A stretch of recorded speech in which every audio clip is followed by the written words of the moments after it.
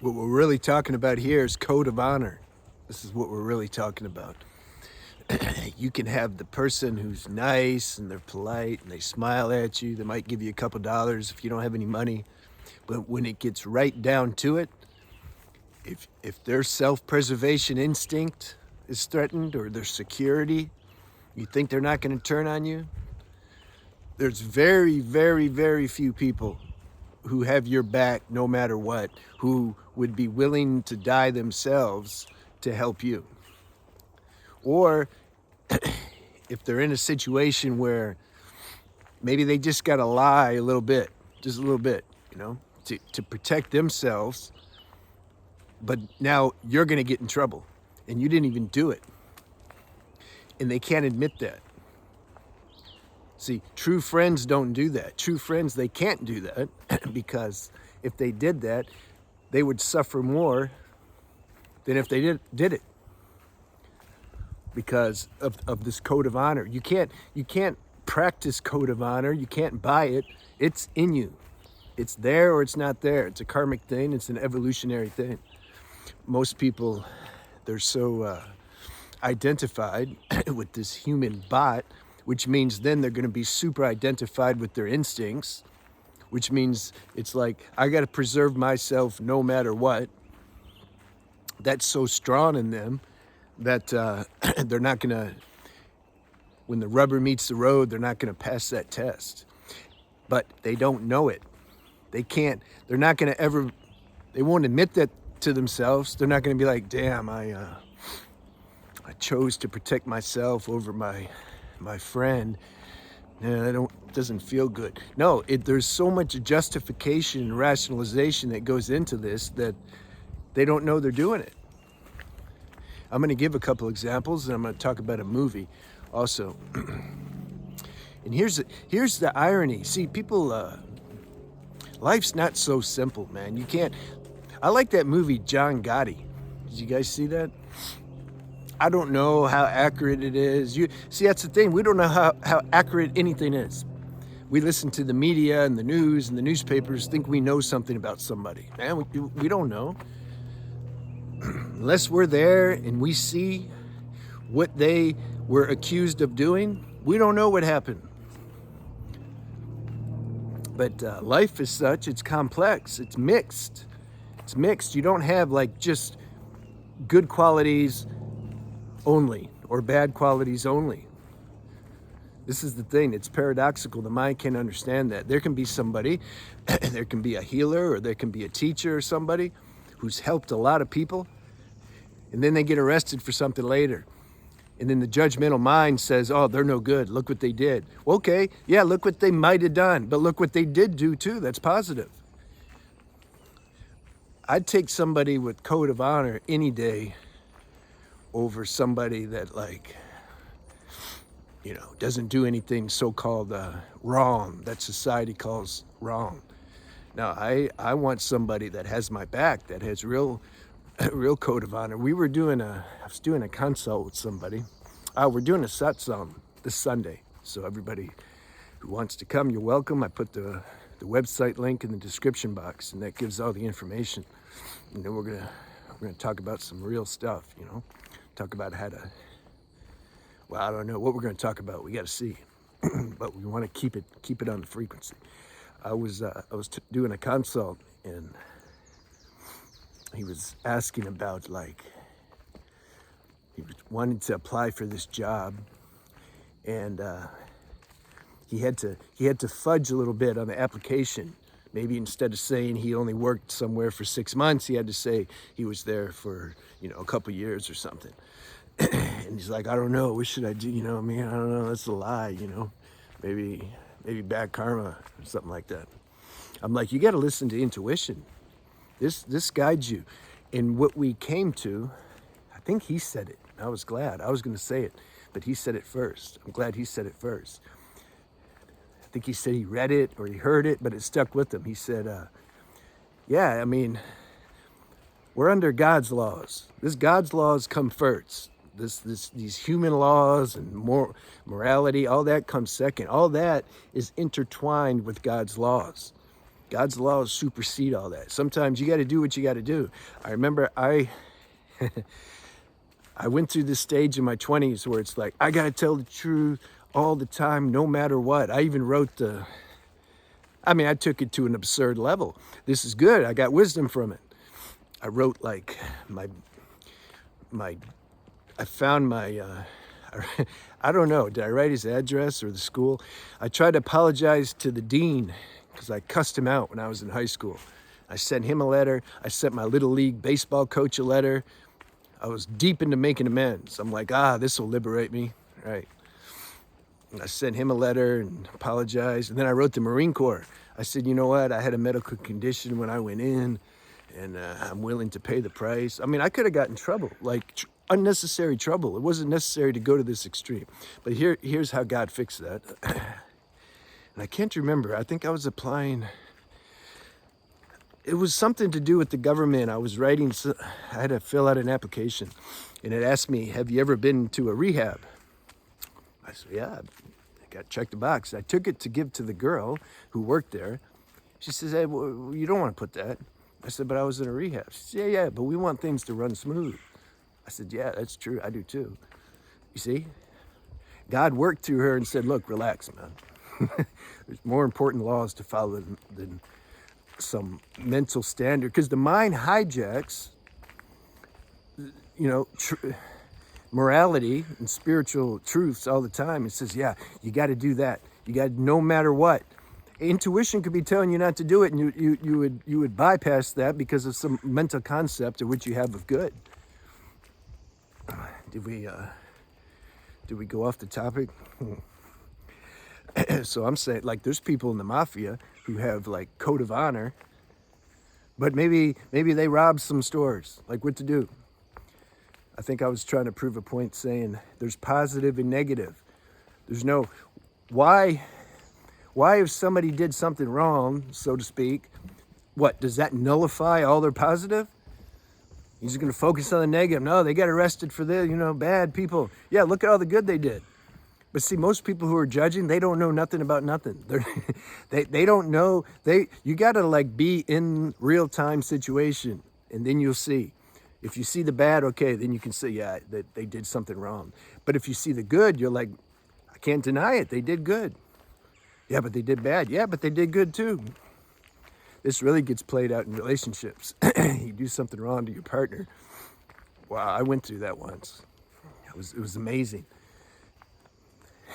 I mean, trauma makes all this worse, but you do one or two things wrong, all of a sudden it just wipes out everything good you've ever done. So careful how the mind works like that. But we're talking about having a true friend. I wrote some notes. Okay, so I wanted to give you some examples. But before I do, look, even if we're talking about, take your favorite guru. They have a big foundation. That's the trap, by the way. That's why I don't want one. I don't have any future goal projections about like this channel and what I'm doing. If anything, I'd like to tighten it up. Have less people, but quality. Yeah, because it's like a lot, man. Those who have channels know, like, it's a lot. It takes up gigabytes. But if you get real big and you get a big foundation, let's say the guru and his foundation, let's say they did something they made a mistake, right? But that mistake could cost them their reputation. Or they wouldn't admit it. Maybe they had to put it on somebody else, one of the students or disciples. Just a little something. Maybe the disciple wouldn't get in that much trouble, or maybe he would, I don't know. But if they did that, it would save the foundation, save their reputation. What do you think? What do you think they'd choose to do? See, I can tell you for sure a lot would fail that test. Because here's how the mind justifies. It'll say, yeah, but it's worth it. It's worth maybe that person just suffer a little bit, but at least we get to keep the foundation because, we're helping so many people. See? God wants us to help all these people. Man, God can replace you like that. Like, Yeah, as soon as we think we're doing something, we got to check ourselves. So I'm sure a lot would fail that test. I was in Peru. No, well, yeah, I was, but this doesn't apply. I was in Ecuador. I had a good shaman. He's okay. This is another example. Like, he did something wrong, but it doesn't like nullify his positive qualities. I wasn't interested in talking to him anymore after I experienced this in real time. That's the point. And I was doing medicine with a guy on the equinox, doing San Pedro.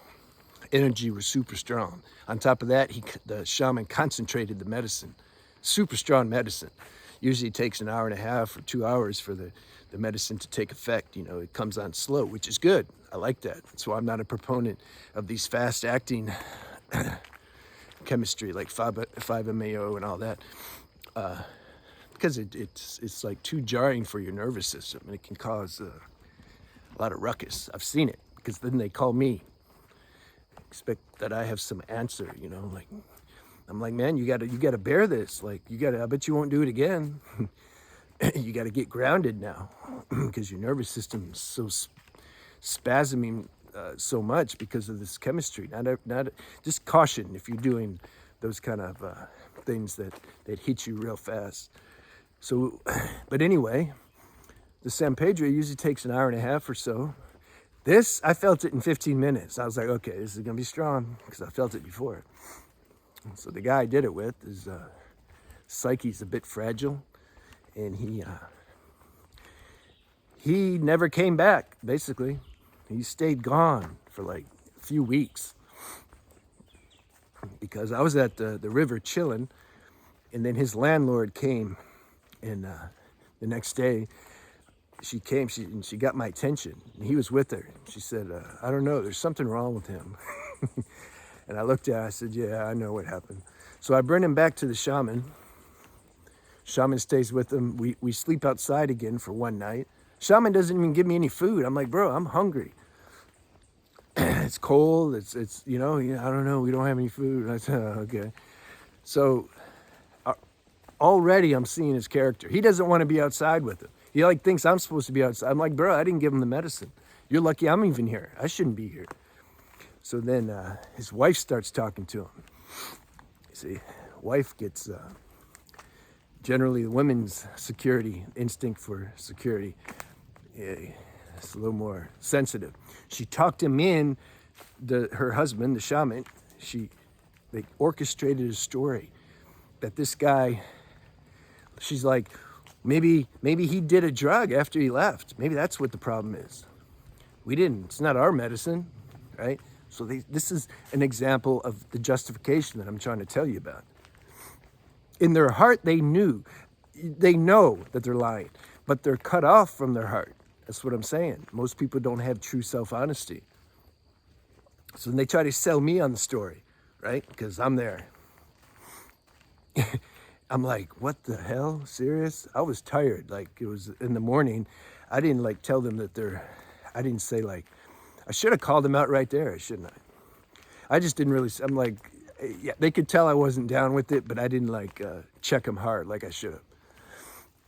And so basically me and this girl, we had to take care of him for 2 weeks. And then I would try to call the shaman. His wife would answer, and then she'd be like, we don't know nothing about nothing. I said, okay. So after that, I didn't mess with them anymore. You see, now imagine, what would have happened if they just admit their mistake? They were worried about their reputation because people come to them to do medicine. Maybe they wouldn't come. That's small time. Think if their life was in jeopardy. The average person, if their life is in jeopardy, for sure they're going to sell you out. For sure, 100%. Now, this brings me to my favorite movie that I'm going to recommend. It's called The Covenant. The Covenant with Jake Gyllenhaal. I don't know how to say his name. Super good movie. I've never seen a movie that depicts this principle, this code of honor principle that I'm talking about, like this movie did. It's so good. And you know what they did to even make it more good? There's a scene, he's married. See, Jake is married, and he wants to go back to Afghanistan and save his buddy because his buddy saved him. His wife thought he was dead and everything, you know, and he has kids, and he came back home, and everybody's happy to see him, but he can't live with it. He needs to go save his friend, right? Because he has code of honor. He told his wife about it. How do you think she responded? Do you think she said, I understand, like, it's your friend, and I'm, you know, I understand, but like, what about me? What about the children? You know, like, you know what I mean? You got to think about them. You think she said that? Or do you think she said something else? I'm not going to tell you. Go see the movie. Covenant. All right, what else do we... Jesus' disciples. Look at them. Jesus could feel energetically. You can, when you know yourself, when you know that vibration of true self-honesty, of code of honor, you can tell if somebody else has it. He told his disciples too. He said, look, you're going to fail me. You're going to turn me in the end. No, Master, we'd never do that. I mean, no way. And Jesus said, all right. And look how many betrayed him. I'm telling you, when you come to the real test, man, contemplate that. Most people contemplate what you do. But see, most can't even contemplate that because the mind blocks it. It's like trying to contemplate your death. Most people can't do that either. The mind just, it's like blocks it. You can't go there. Same thing. We start contemplating deep stuff. Something the mind shuts off. Can't go there. All right, did I miss anything? Oh. So the only way that one could really have true code of honor or pass a test like this is if that's already in you. If through spiritual evolution you've come to this. It's not a decision you can make.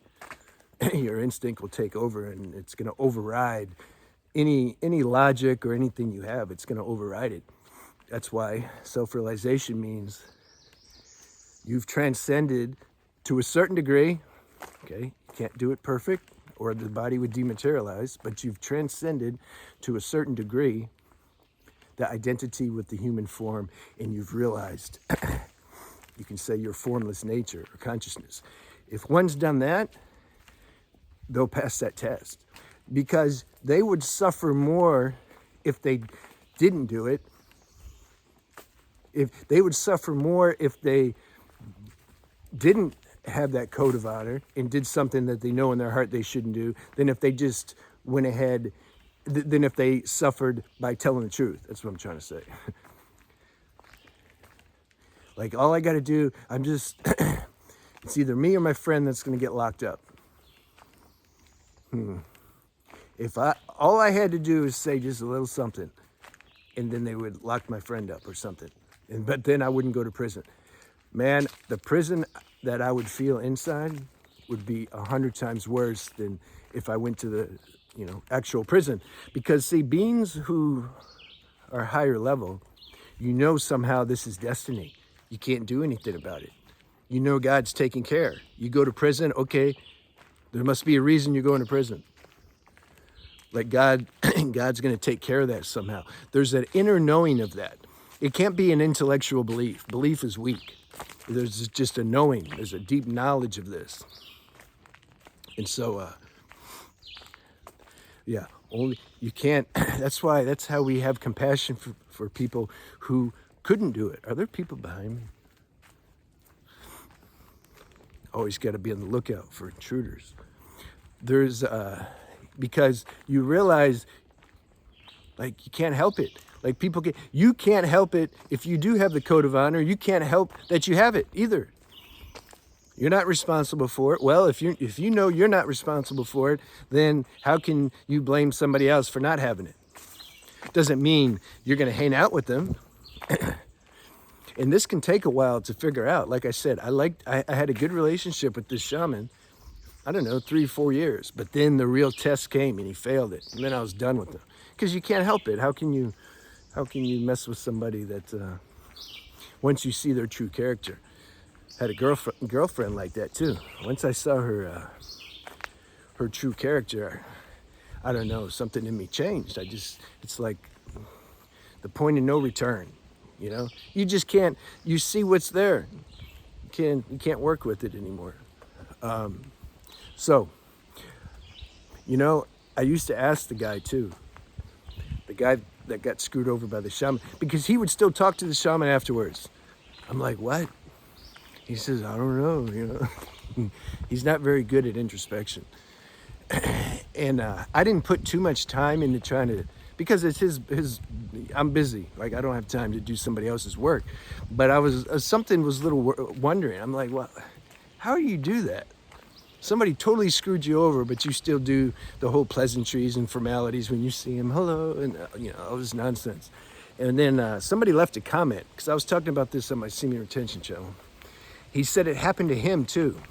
And he gave the analysis. He said, you know what, it happened to me, but I couldn't bear that somebody would do that to me, who I thought was like my friend, and I was always nice to them. How could they do something so destructive and hateful? Something felt true. I'm like, yeah, that's what happened actually. So how do you find these people that got your back no matter what? You got to be that person first. Law of attraction. Then you'll attract somebody. You'll attract somebody who fits that, who matches that. God's running the whole show.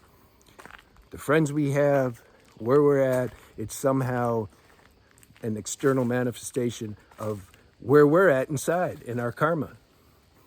It's like every country has the president that they deserve. You can't mess with laws. Collectively, where we're at in consciousness determines the president we have, the kind of movies that Hollywood produces, etc. The stupid advertisements and commercials on TV. If people are higher than that, like, it's impossible. That wouldn't happen. So I want to see if Marianne Williamson man, that would be that's a whole nother subject. I just really like her. All right, good. I think this was one of the longest videos I ever made. All right, see you. I'll see you at Satsang if you come Sunday. Okay.